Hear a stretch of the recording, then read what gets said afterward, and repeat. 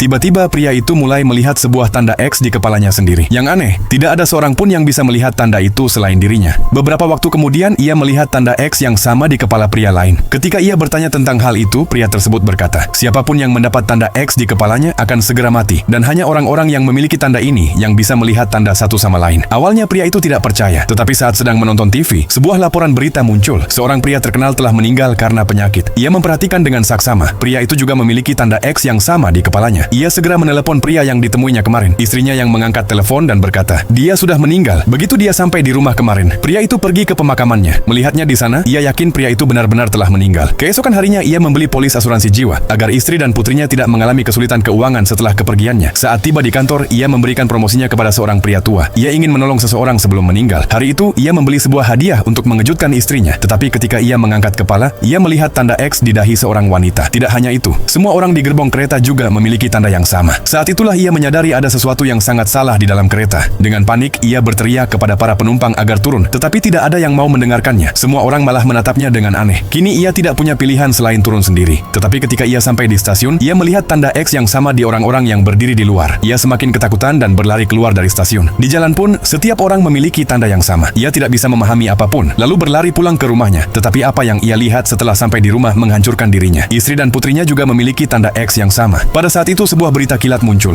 Sebuah virus mematikan telah menyebar di sebuah negara kepulauan dan tingkat kematiannya telah mencapai 100%. Mendengar hal itu, pria tersebut benar-benar kehilangan akal sehatnya.